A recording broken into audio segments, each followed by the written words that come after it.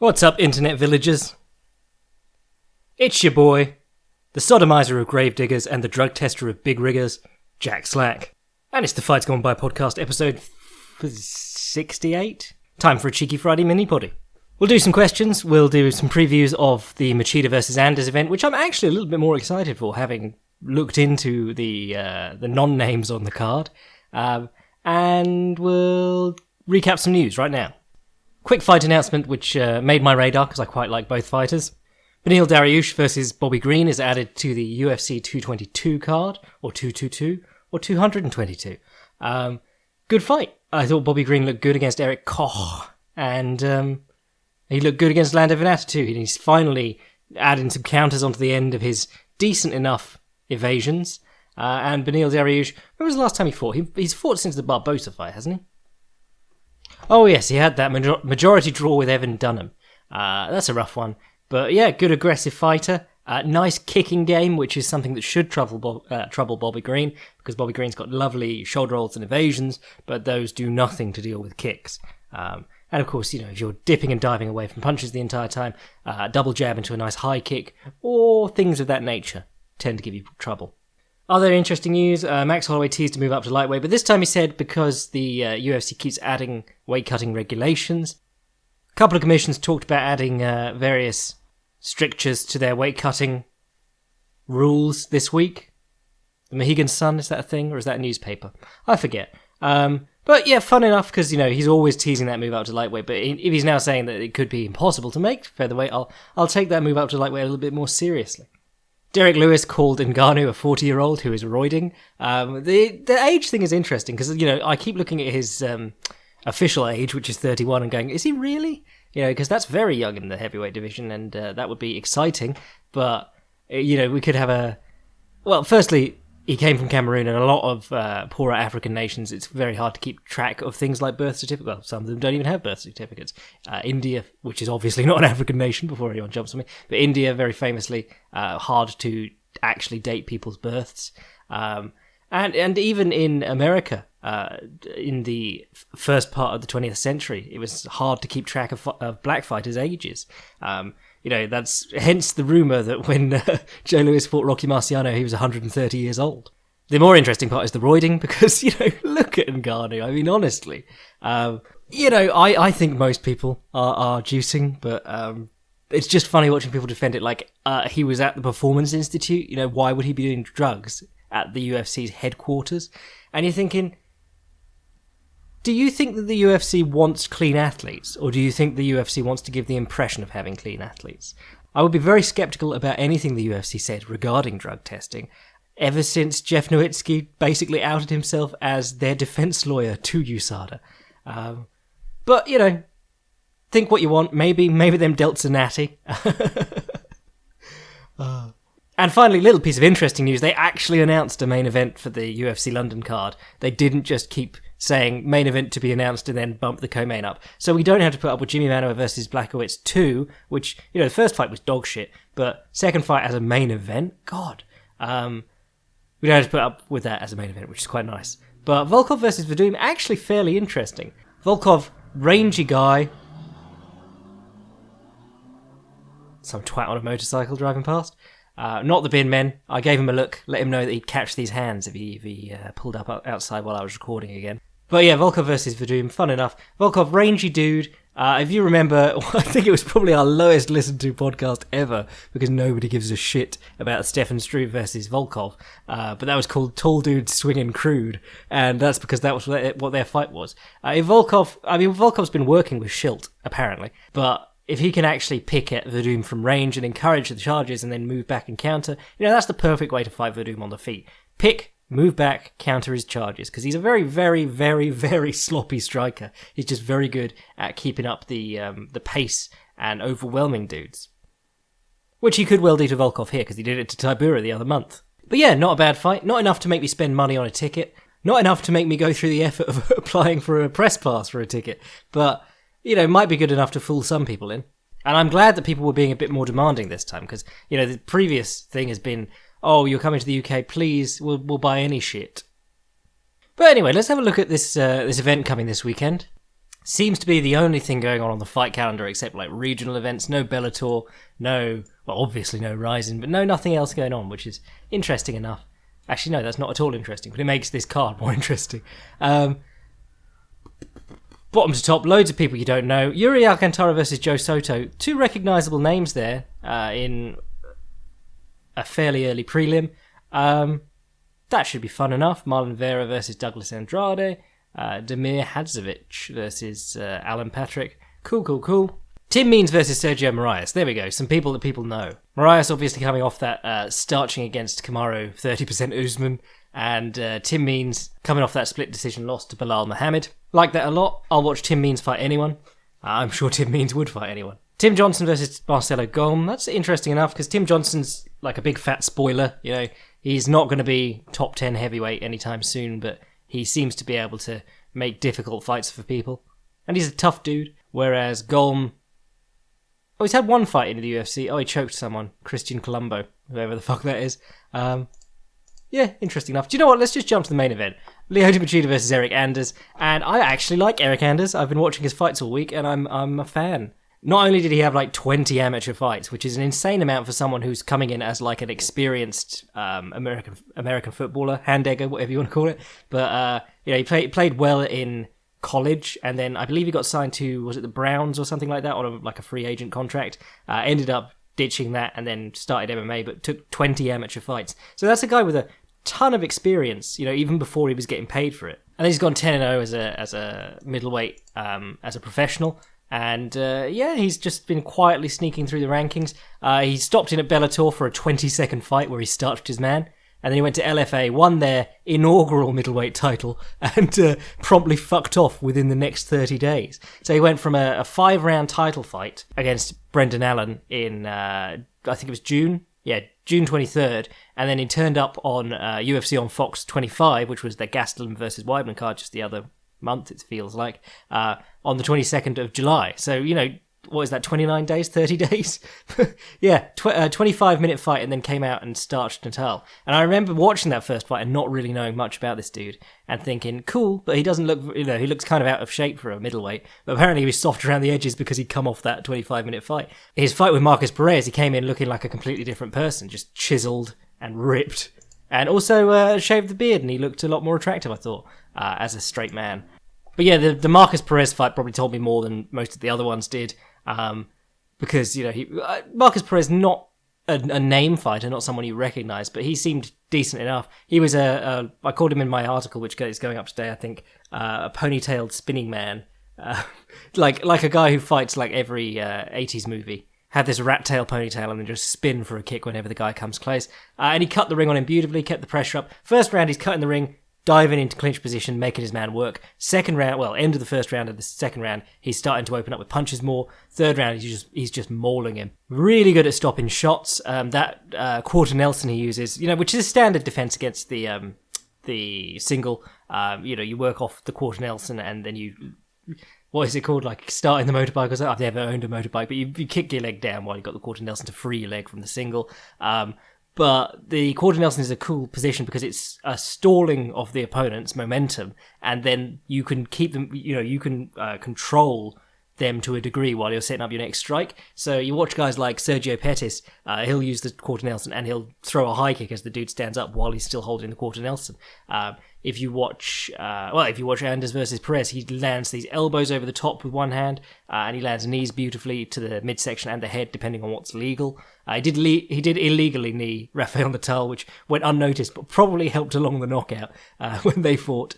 But yeah, he's a really fun guy because what he does is just, if I had a hard punching guy who could stop a takedown, he fights exactly like I'd want him to. Or actually fights a lot like Benson Henderson did against Hustam Habilov. Is it Habilov? Yeah. Is it Hustam? I forget. All these fucking Portuguese and Russian names, they just blur together in my head. But Habilov, when he does that Dagestani backstep, he stands along the fence the entire time so that he can shoot straight into the centre of the cage. But Benson Henderson just kept attacking him along the fence, diving into the clinch, then freeing himself up and doing it again because he got nowhere to retreat to. And if you know that the guy's going to duck in, you can hit him with knees and stuff. So he has to do something different occasionally, or you could just knee him in the head or uppercut him. But yeah, if I had a hard puncher like Anders or someone like that, and they were decent at stopping a shot, I would just have them walking people to the fence, getting in like a 2-piece, 3-piece combination and falling into clinches, because you've got yourself in. You've taken away a lot of their defensive options by putting them against the fence as a striker. And if you then clinch up and you're decent at stopping shots, you've got a good chance of stopping them from doing anything until you break, and then you start over again on the fence, or almost on the fence. So yeah, I really enjoyed Eric Anders' 2 UFC bouts. Watched a couple of his other bouts available on YouTube, quick knockouts and things like that. I think the thing that people are looking at, if they're counting him out against Machida, which is bizarre because Machida is so far done at this point. I think one of the main things people are looking at is a perceived wildness in Anders' striking at certain points.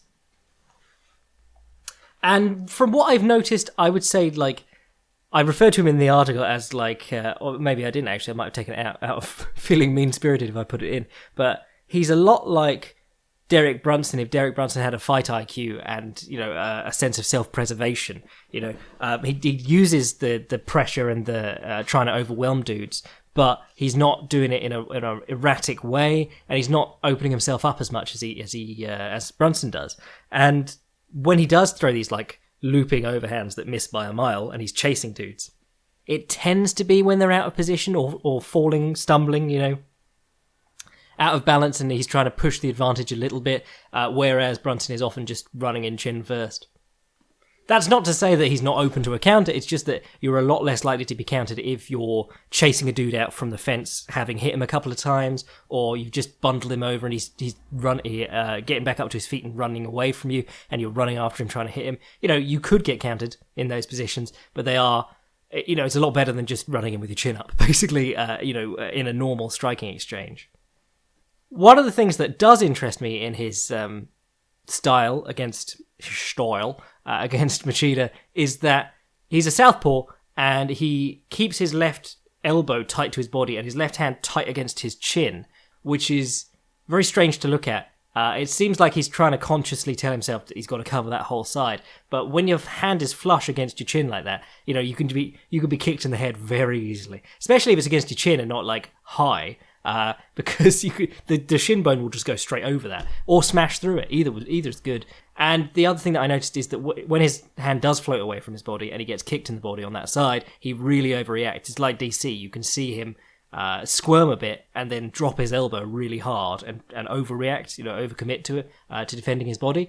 Marcus Perez was a southpaw also, but hit him with a couple of lead leg kicks to the body. Fortunately, went back to spinny shit and immediately got knocked down, and then didn't go back to it ever again. But it's a really clear opening. And Natal hit him with a couple of body kicks too. They just caught him on the end of it, but they were, the only reason they didn't connect was because he wasn't close enough. They slapped him. They didn't really catch him flush. Problem is, Machida, where he used to switch, he does switch stances often. He doesn't tend to switch just to be on the open side anymore. A lot of competition karateka, they'll come out, the opponent takes up a stance, and they immediately take up a stance to mirror it, so that you're in an open guard situation or open stance situation, and then your rear leg it's got all that distance, and you're kicking into the open side. Machida has really, more in recent years, been fighting southpaw and sort of neglecting orthodox, which is a problem against southpaws, because he's not, his boxing's terrible. At this point, he's not going to make up for it. He doesn't move his head, and he doesn't keep his hands up. So he'll land his good left hand, and then he'll just be open for a left hand of the opponents. So against Brunson, he lands a good left hand. Landed a few good left hands, actually. And then Brunson finally cracked him over the head with a left hand as he was exiting from striking range. I said that he should probably switch to open guard, go orthodox against Brunson and throw in the round kicks and the right straight where he can lean out the window and not have, the problem with the right hook is not as much as the wide left hook when you're, when you're trying to make those collisions. But here I would like him to go orthodox mainly to land those body kicks.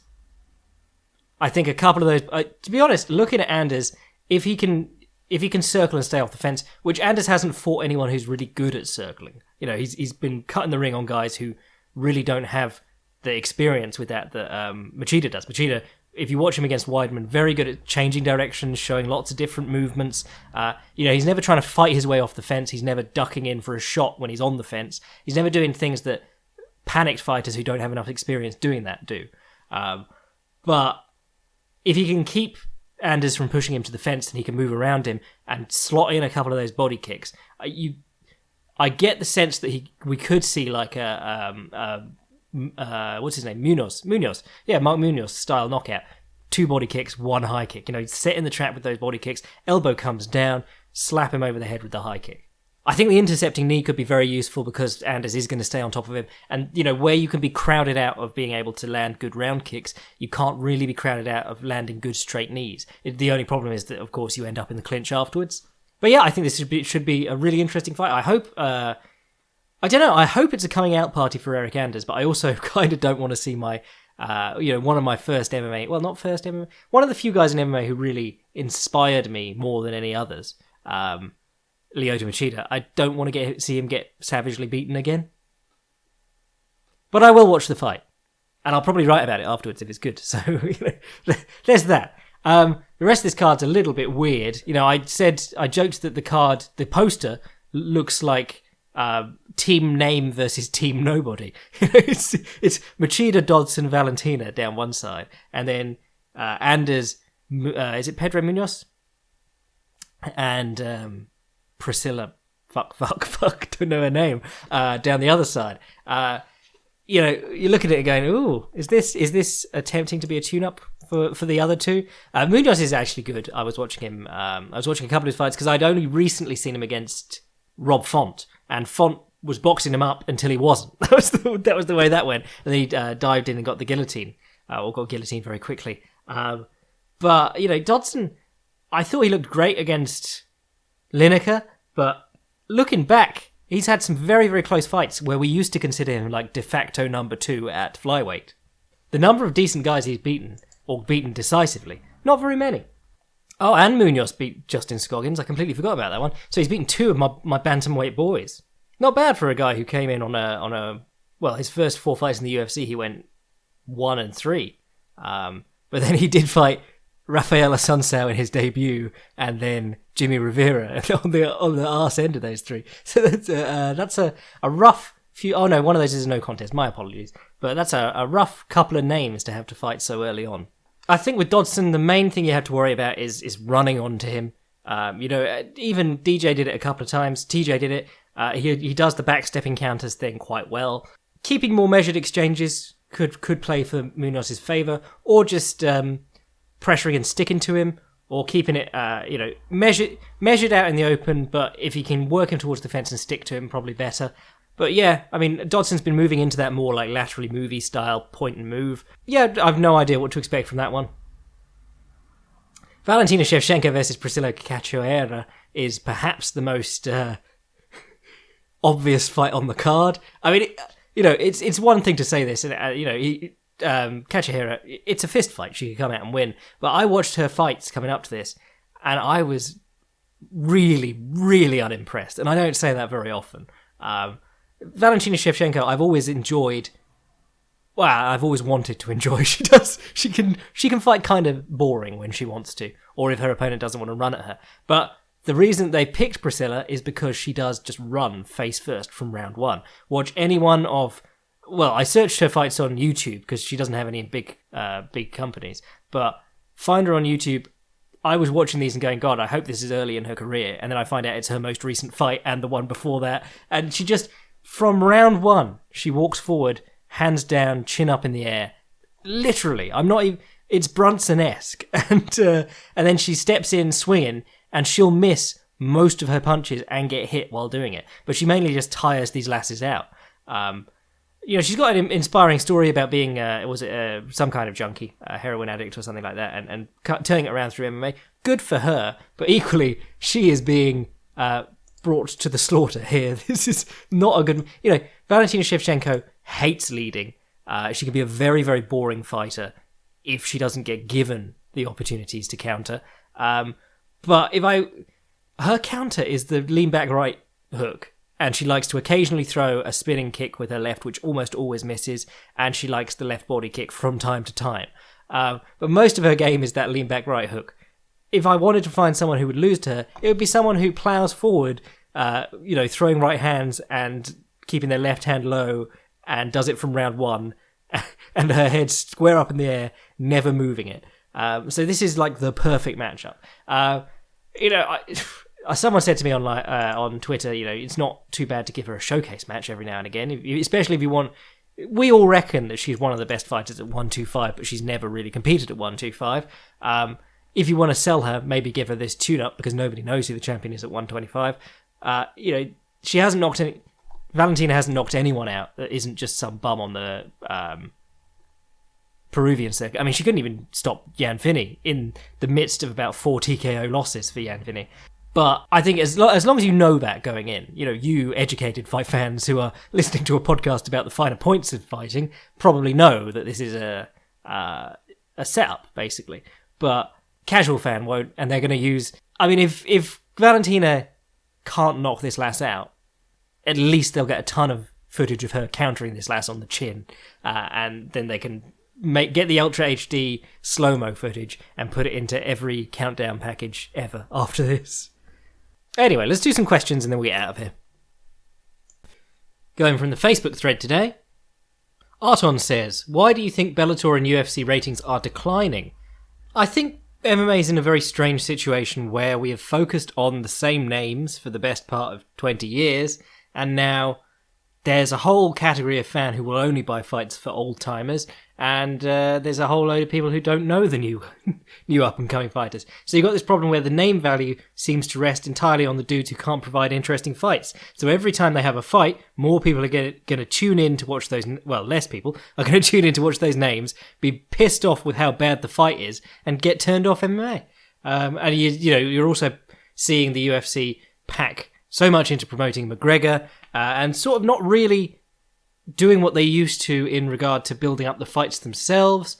And also, I think a loss of individuality through things like the Reebok deal certainly doesn't help. Also, you get the sense more and more now that, especially with these couple of recent pay-per-views have been really quite impressive compared to what they were like last year, you're getting the impression that they really don't give a shit about Fox or the Fight Pass cards.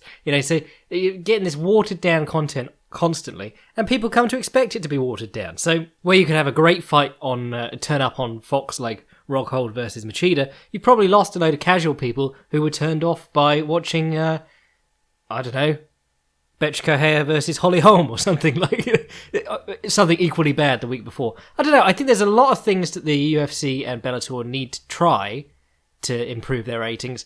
I think they are just obsessed with name power and conserving what they have rather than building something new. Lewis says, what could Lyoto do inside his style limitations to up his game? One thing I miss is more meaningful strikes to keep the opponent on edge or at distance, like that left kick to the body. Other than that, it's usually just leg touches or the silly lead hand flickering punches, almost faint, blah, blah, blah. I'd like to see him add some front kicks in the style of his brother. Chinzo does wonderfully with front kicks, and Chinzo can't stop a takedown nearly as well as Lyoto. Especially, the bigger the dudes get, the lower effort it takes to snap out a good front kick that can win someone. That's what, Semi Schilt is the extreme example, because his was basically just a touch, just flicked his leg out, and it still put people down for the count. I think I'd add some low-line side kicks, get him working on some, two-touch combos, low-line side kick, pick up the knee, slide in and throw the left high kick, things like that. I'd have him working constantly on being on an open guard so that you are limiting the complexity of the boxing exchanges. I mean, obviously, there's a lot you can do in an open guard position. Look at people like Manny Pacquiao and so on. But if you make everyone fight you in open guard, you're kind of limiting their options with their fists and sort of limiting the things that you have to deal with, because you can always just lean out the window. Chris says, we don't know him/her well yet, but he/she will hold a UFC belt in the next 3 years. Give us a fighter outside the UFC top 15 who will, in your opinion, be a champ soon, and why? Oh, God. A UFC champ, damn. Okay, so Michael Chandler, there we go. That's probably the safest one. Go with someone who's a champion in another major organisation. Koji Horiguchi, maybe not 3 years. No, Koji Horiguchi, I would say, probably. Yeah, maybe 3 years, maybe. Depends if he gets stuck, if he's fighting down to the level of his opposition in Rising, or if this is like a sabbatical and he's still training at ATT every day and becoming a monster. Brian says, do you think you could do live colour commentary, or are there your analytical gifts best served by writing and doing podcasts rather than allow time for study and reflection? Yeah, I could do live commentary. I just don't like pressure at all. I constantly rag on commentators, but it is an exceptionally hard job. If you're live, you are going to say something stupid at some point. But no, I can watch a fight the same way that I do now and tell you all the things that I see in it. I did the commentaries on this channel for a while. I was, I'd watch the fight for the first time and record my thoughts on it. But, you still have the safety measure there, where if you say something really stupid, you can go whoops and record it again. Lucas says, can we get some interviews back like the one you did with Benson Henderson prior to UFC 164? Yeah, I could probably sort that out. All right, there you go. Eugene says, will Gary Tonnen have good competition in his weight class at One Championships? Any particular standout? Nope, no, not at all. One does have some decent prospects, but they tend to pad him up against nobodies. So expect Gary to fight a lot of nobodies. Milos says, any interesting European prospects which deserve a spot in the UFC anytime soon? Oh, I just did 2 Russians in my prospect watch.